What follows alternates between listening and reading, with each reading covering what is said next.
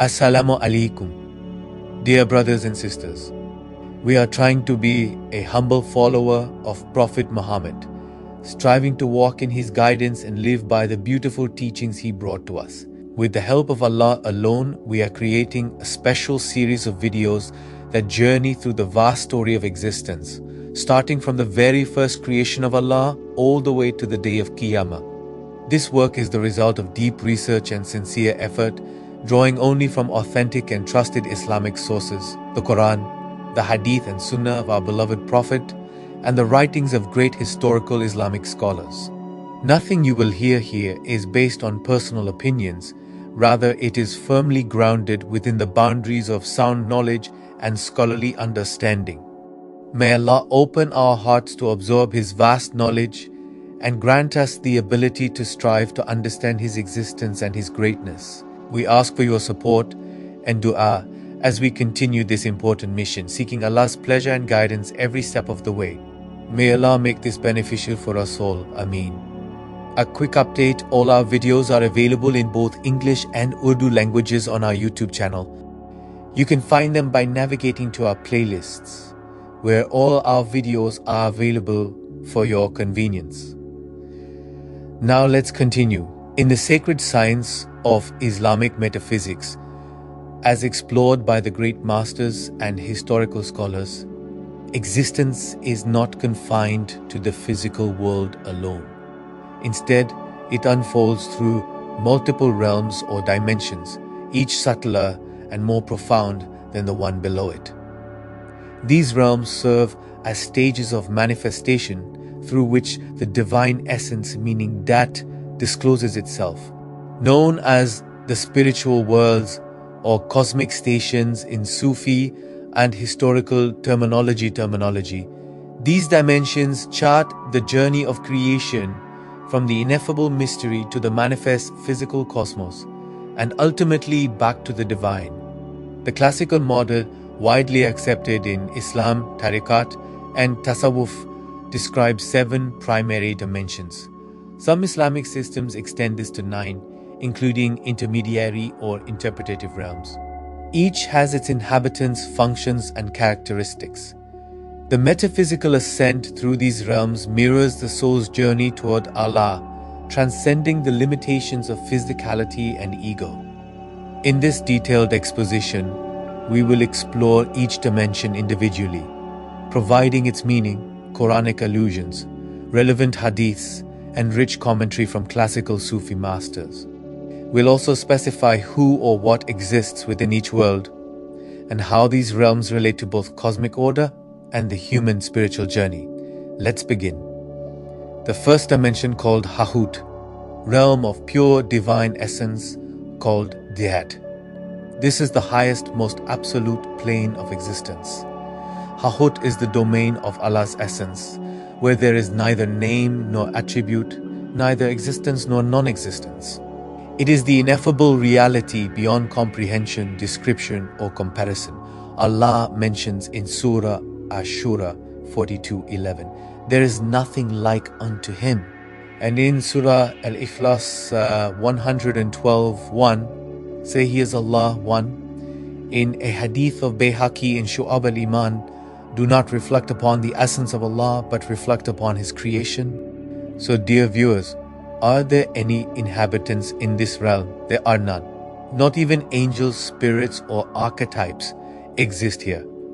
It is Allah in His absolute undivided oneness. What do the great Islamic scholars say about this dimension? Hazrat ibn Arabi states, Lahut is the ocean without shore, the secret chamber into which no prophet, angel, or thought may penetrate. It is the divine in utter transcendence. Hazrat Imam Al-Ghazali in Ihya Ulum al-Din, he states, this is the hidden treasure, meaning Kanz Makhfi, where Allah knew Himself before any manifestation. Just a quick reminder, we have discussed a comprehensive explanation on this hidden treasure in our previous video with exploring where Allah was before He created the creation. Now let's continue. Hazrat Abdul Karim al-Jili states, in this dimension, the essence is unmanifest and unqualified, known only to itself. Let us now know the relation of this realm to the creation. This is the origin of all origins, referenced in the Hadith Qudsi. I was a hidden treasure and I loved to be known, so I created creation. Creation exists so that Allah's names and qualities might become manifest. But Lahut itself remains forever veiled. Purpose: to signify the absolute incomparability, meaning tanziyah of Allah.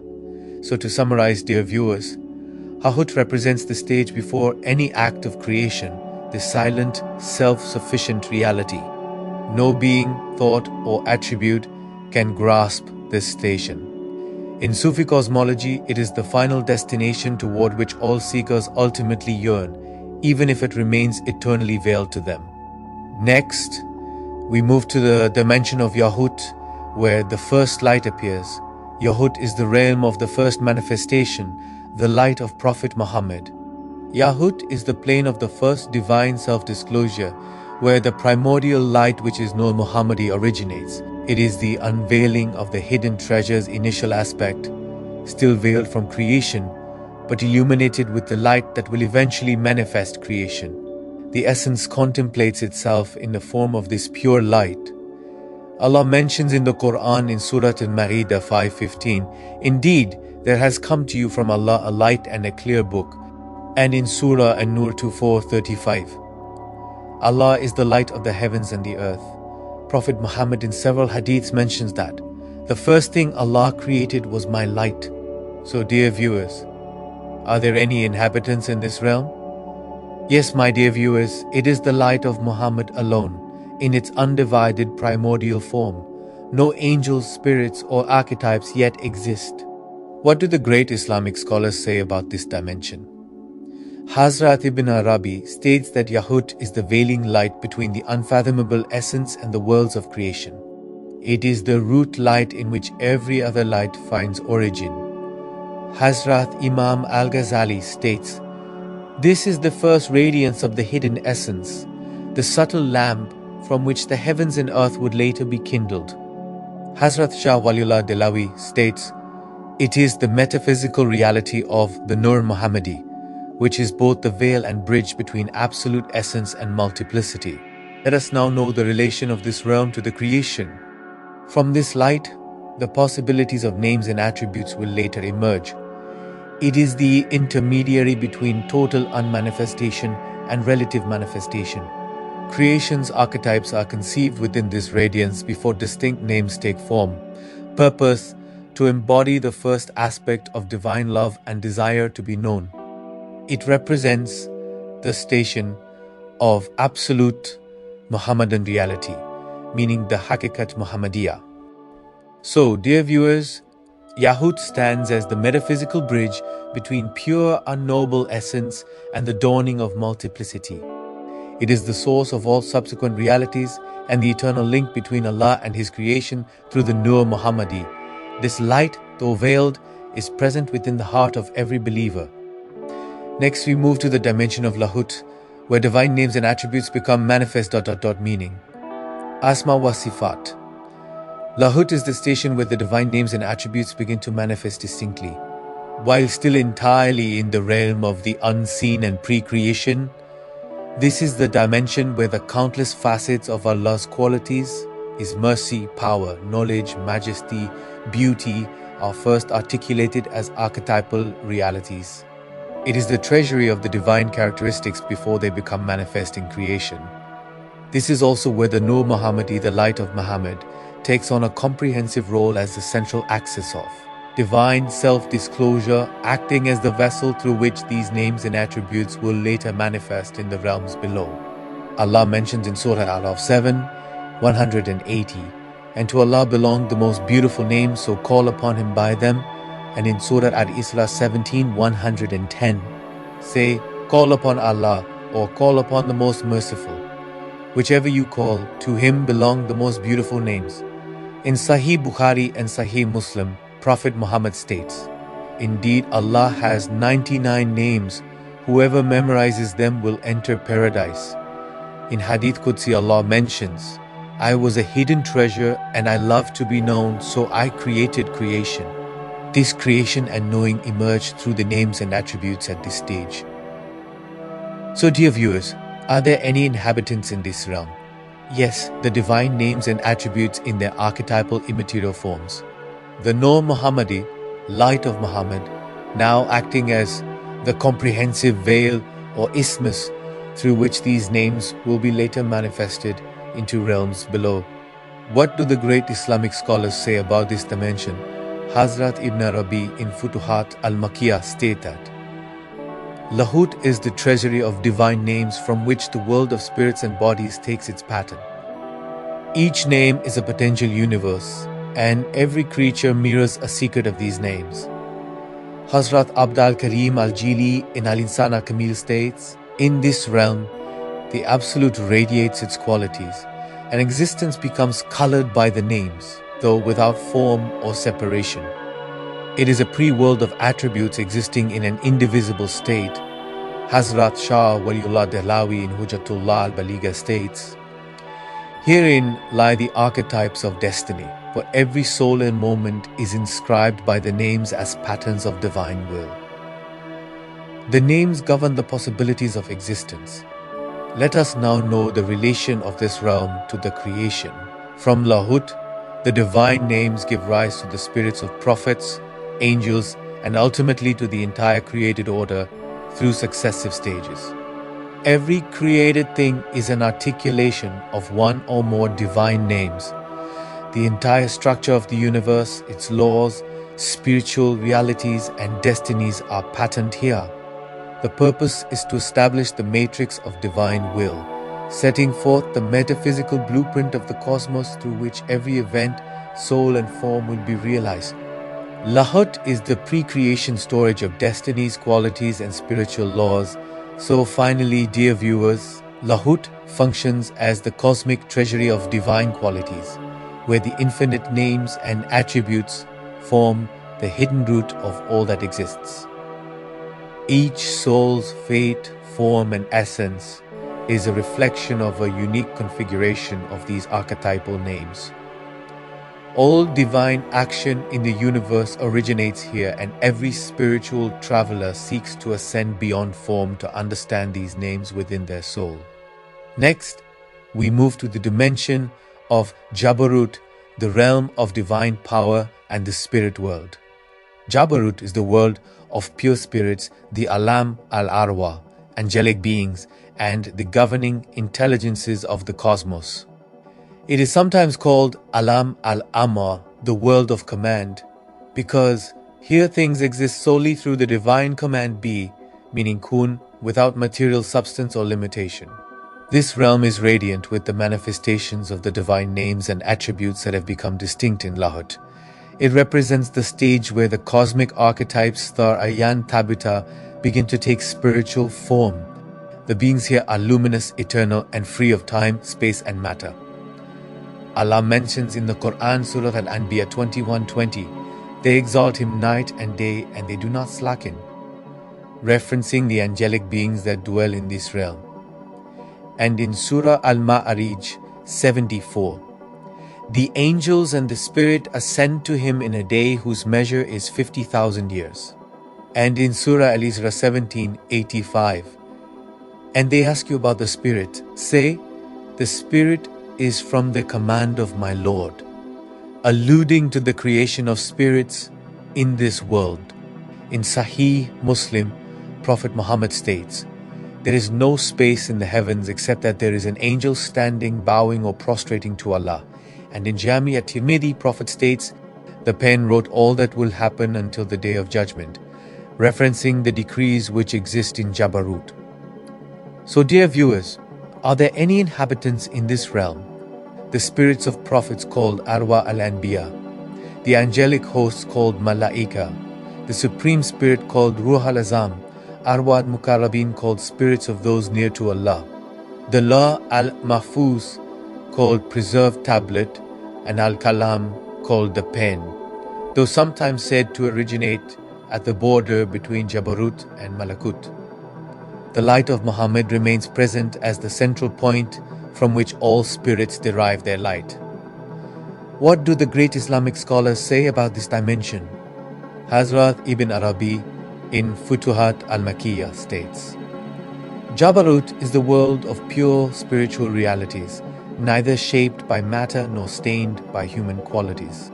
The inhabitants of this realm are immersed in continuous glorification of Allah and have no distraction from their nearness. Hazrat Imam al-Ghazali in Mishkat al-Anwar states, "It is in Jabarut that the lights of the divine names shine upon the spirits, and from there descend inspirations to the hearts of the purified." Hazrat Abdul Karim al-Jili in Al-Insan al-Kamil states, "The spirits here are light upon light, neither flesh nor form, and the commands of destiny are transmitted through them to the lower worlds. It is the station of pure determinism called Jabar, from which it takes its name." Hazrat Shah Waliullah Dehlawi in Hujjatullah al-Baligha states, "The Jabarut is the world of absolute decree, meaning qada, where the divine orders for both the visible and invisible worlds are registered. The arwah that dwell here act as intermediaries between the names of Allah and the hearts of those in the lower realms. Let us now know the relation of this realm to the creation. From Jabarut, the divine decrees are passed down to the world of Malakut, the angelic and symbolic world, and then to Mulk, the physical world. The spirits of humans originate here before being clothed in form. Angels carry divine messages from Jabarut to the prophets and to the hearts of the saints. The purpose is to house the pure, command-driven aspects of creation and to transmit divine realities to the lower worlds. It also serves as the pre-temporal repository of destiny and spiritual knowledge." So finally, dear viewers, Jabarut stands as the realm of luminous spirits and angelic beings, each carrying a reflection of Allah's names.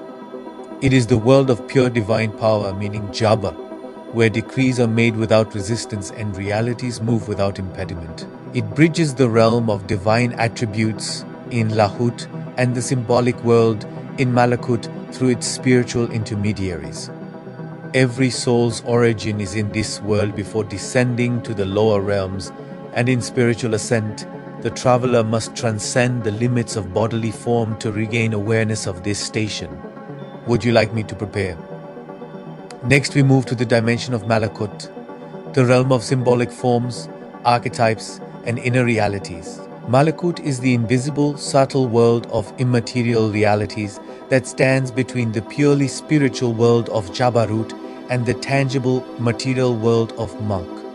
It is sometimes referred to as the Alam al-Mithal, the world of images, because everything here has a form, but not a physical one. This is the realm of dreams, visions, and symbolic manifestations, a dimension where archetypal realities take shape in a way that can be seen by the soul but not by the senses. Malakut is the theater where destinies, decrees, and spiritual realities become imprinted in symbols and forms before descending to the material realm. Allah mentions in Quran in Surah Al-An'am 675, "Thus did we show Abraham the kingdom of Malakut of the heavens and the earth, so that he might be one of those possessing certainty," directly using the word Malakut, suggesting the unveiling of the unseen dimensions. And in Surah Al-An'am 659, "And with him are the keys of the unseen, none knows them except him." This unseen includes the realm of Malakut. In Sahih Bukhari and Sahih Muslim, the Prophet said, "Dreams are one of the 46 parts of prophethood." Bukhari Muslim, the source of true dreams is in Malakut. And the Prophet said, "Nothing remains of prophethood except glad tidings." They asked, "What are glad tidings, O Messenger of Allah?" He replied, "A righteous dream." So dear viewers, are there any inhabitants in this realm? Spirits of the righteous after death until Judgment Day.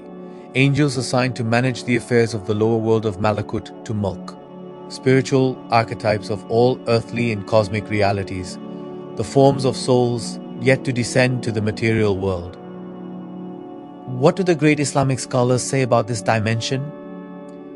Hazrat Ibn Arabi in Futuhat al-Makkiyah states Malakut is the intermediate world, meaning Barzakh, wherein forms take on meaning and meanings take on form. It is the world seen by the eye of the heart in waking visions and dreams, and where the divine secrets are clothed in symbolism. Hazrat Imam Al-Ghazali in Mishkat al-Anwar states, Malakut is like a mirror reflecting the realities of Jabarut into images perceivable to those with inner vision. It is a necessary veil for the hearts of the veiled and a station of inspiration for the awakened. Hazrat Abdul Karim al-Jili in Al-Insan al-Kamil states, every form in the material world is the shadow of an archetype in Malakut. To know the forms of Malakut is to unravel the secrets of destiny and the writing of the pen in Jabarut. Hazrat Shah Waliullah Delawi in Hujjatullah al-Baligha states, the realm of Malakut is the treasury of the imaginal world, where the decrees of the higher realms take on symbolic form before descending to the earth. All true visions and dreams emerge from this world. Let us now know the relation of this realm to the creation. From Malakut, decrees and destinies enter the material world. Everything in the physical universe has a corresponding archetype or image in Malakut. This is the realm prophets, saints and seers access during visions, dreams and states of spiritual unveiling. It is the blueprint by which the material world is governed. The purpose is to act as a bridge between the purely spiritual realm called Jabarut and the physical world called Mulk, translating abstract realities into symbolic forms, allowing human beings and spirits to receive messages, intuitions, and inspirations. What could be connection to human experience? When a person dreams of seeing the Prophet, or experiences visions of angels, paradises, or hellfire, these are direct encounters with the forms of Malakut. This world also contains the arwah, meaning spirits of the righteous after death and before resurrection. So, dear viewers, Malakut is the rich, imaginal realm of symbols, dreams, and spiritual archetypes, the intermediate world through which the decrees of the divine are reflected into material existence. It functions as the cosmic screen upon which divine secrets are displayed for those with open hearts and inner sight. It is both a mirror and a bridge, binding the seen and unseen, and a vital stage in every seeker's journey back to the source. Now we move to the next dimension. Mulk, the realm of physical manifestation, the seen world. Mulk is the lowest and most dense of the spiritual cosmological realms, the physical, material world we inhabit. It is the plane of tangible matter, time, space, causality, and sensory perception. Here, the divine names and decrees that originated in Lahut, passed through Jabarut and Malakut, finally manifest in visible, concrete form. It is called Alam al-Shahada, the world of witnessing, because all beings here are testaments to Allah's creative power, even though most remain veiled from perceiving their spiritual origins. Allah mentions in the Quran in Surah Al-Mulk 67:1, Blessed is he in whose hand is the dominion of Al-Mulk, and he is over all things competent. And in Surah Fussilat 41:53, we will show them our signs in the horizons and in themselves until it becomes clear to them that it is the truth, suggesting that the material world itself is full of signs for those who reflect.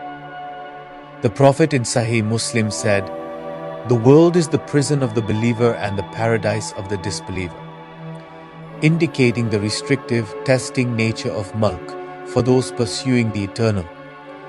The Prophet in Jami at-Tirmidhi also said, this world is cursed, and all within it is cursed, except for the remembrance of Allah, what pleases Him, the scholar and the student. So dear viewers, are there any inhabitants in this realm? Yes, human beings, jinn, animals, plants, inanimate objects, earth, heavens, celestial bodies, time, space, and physical causality. The Nur Muhammadi in this realm manifested as the physical birth of the Prophet Muhammad and continues through his sunnah and spiritual inheritance among the righteous. What do the great Islamic scholars say about this dimension? Hazrat Ibn Arabi in Futuhat al-Makkiyah states, the world of Mulk is the outward shell and the most veiled of all realms. It is a mirror reflecting the names of Allah in their most detailed, dispersed forms, though most see only the form and not the face of the one behind it. Hazrat Imam al-Ghazali in Mishkat al-Anwar states, "This realm is like the skin of the fruit, the outermost layer of reality, veiling the richer, more subtle realities within. For the heedless, it is a distraction; for the wise, a reflection." Hazrat Abdul Karim al-Jili in Al-Insan al-Kamil states, "In Mulk, the divine names are multiplied and refracted through material forms. Everything, from the drop of water to the star, is a name made visible." Hazrat Shah Waliullah Delawi in Hujjatullah al-Baligha states, "Though the Mulk is transient, it is a shadow of eternity. Its forms perish, but the secrets it contains endure for those who learn to read it. Let us now know the relation of this realm to the creation." Mulk is the domain where human free will interacts with divine decree. The laws of cause and effect operate here, though they remain under Allah's will, and where all of life's trials, pleasures and signs take place. It is the arena of spiritual testing and growth. Everything here has a higher counterpart in Malakut, which in turn descends from Jabarut, which receives its commands from the divine names in Lahut. The purpose is to act as the final stage for the divine names to manifest as physical realities, and to serve as a testing ground for human beings in their journey towards recognizing the one through the many. Mulk is where souls are sent to gain knowledge through opposites, pain and pleasure, light and darkness, life and death. Now, what could be the connection of this dimension to human experience? This is the realm where humans live, act and choose, where one's life circumstances become a canvas for recognizing the signs of Allah and for reflecting upon the realities of the higher realms. Death in this world does not mean extinction, but a passage from Mulk to Malakut. So, dear viewers, Mulk is the outer garment of the cosmos, the place of density, form and multiplicity. Though it appears disconnected from the divine, it is in truth the final stage of divine manifestation, where the names and decrees of Allah are reflected in every atom and event. To the spiritually blind, it is a veil; to the seeker, it is a signpost pointing back to the beloved. Now we move to the dimension of Nasut, the realm of humanity, flesh and material bodies. Nasut is the most constricted and outward layer of the cosmic hierarchy, the dense realm of flesh, bodily forms, and sensory experience. In some cosmologies, Mulk and Nasut are treated synonymously, but in deeper Sufi metaphysics, Nasut specifically refers to the human aspect of the material world, the station where the divine reality incarnates within the limitations of the human body, subject to hunger, thirst, passion, sleep, joy, and death. It is the realm of Insan, the human being, who alone among creation is the carrier of the divine trust, meaning Amana, and the vicegerent, meaning Khalifa upon the earth. Allah mentions in Surah Al-Insan 76:2, "Indeed, we created man from a drop of mingled fluid to test him, so we made him hearing and seeing." And in Surah Al-Baqarah 2:30, "And when your Lord said to the angels, 'Indeed, I will make upon the earth a vicegerent." And in Surah Al-Isra 17:70, "And we have certainly honored the children of Adam," honoring the human station within the dense Nasut realm. The Prophet in Sahih Bukhari and Muslim said, "Allah created Adam in his image," pointing to the unique potential of Nasut to reflect divine qualities despite its limitations. Surah Al-Kahf 18:110 states, "I am but a human like you. It is revealed to me that your God is one." Even the highest creation, Muhammad, manifested fully in Nasut. So, dear viewers, are there any inhabitants in this realm? Human beings called Insan, unique in carrying both the densest body and the highest spiritual potential. Jinn, who also possess free will but remain veiled from physical sight. Animals, plants, minerals, though without free will. The Nur Muhammadi manifests here as the prophetic body, the physical vessel of the divine light, culminating in the birth and life of Prophet Muhammad, whose body reflected the highest perfection attainable in Nasut. What do the great Islamic scholars say about this dimension? Hazrat Ibn Arabi in Futuhat al-Makkiyah states, "The realm of Nasut is the theater of divine disclosure in its most hidden form. Here the truth veils itself with flesh, so that the play of opposites of death and life, joy and sorrow may unfold, yet every breath whispers the name of its origin. Hazrat Imam Al-Ghazali in Mishkat al-Anwar states, "Man is the microcosm reflecting the macrocosm. In his Nasut lies the mirror to all the worlds.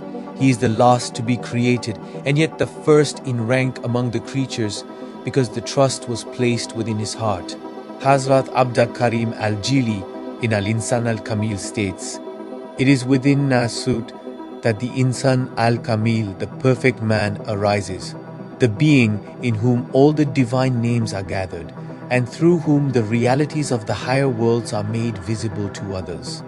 Hazrat Shah Waliullah Delawi in Hujjatullah al-Baligha states, "The physical form of man may be dust, but the secret it holds is of Jabarut.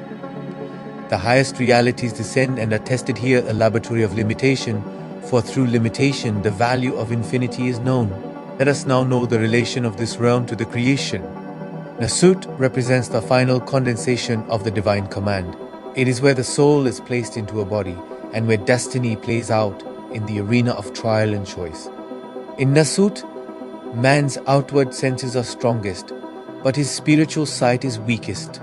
Unless awakened through guidance and remembrance, it is the only realm where free will exists in its fullest form, making it both the most dangerous and most potentially exalted of realms. The purpose is to serve as the testing ground where the divine attributes are hidden beneath layers of materiality, offering the human being the unique opportunity to reflect, choose, and ascend through the veils. It is the crucible in which saints, prophets, and ordinary seekers struggle against forgetfulness to remember their origin. What could be the connection of this dimension to human experience? This is the world of waking consciousness, flesh, family, trade, pain, and pleasure. Yet every leaf that falls and every child that is born reflects a deeper reality from the unseen worlds. It is here that man learns love, fear, trust, and ultimately surrender. And from here that the soul either ascends or falls. So, dear viewers, Nasut is the densest realm but holds the rarest treasure, the human heart capable of becoming the throne of the divine. It is the station of tests, but also the opportunity for witnessing the face of the beloved amidst veils. In Nasut, the journey of return begins.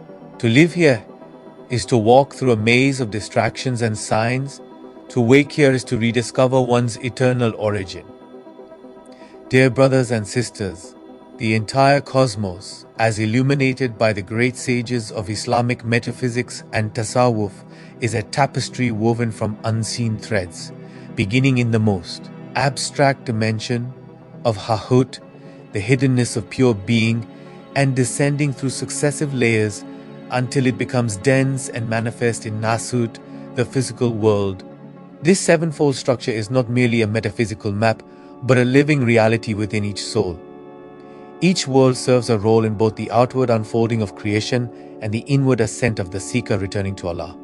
The cosmos descends through these realms for one sublime purpose, to create the Insan meaning human being, the Insan al-Kamil meaning perfect man, who alone mirrors the totality of divine names and can consciously reflect them. As Hazrat Ibn Arabi said, the cosmos was not created but for the manifestation of its hidden treasure, and that treasure resides perfectly in man. Through trials in Nasut, reflections in Mulk, signs from Malakut, intuitions from Jabarut, and attraction from Lahut, the seeker begins the journey of return, yearning to gaze once again upon Yahut and dissolve into the unconditioned essence of Lahut.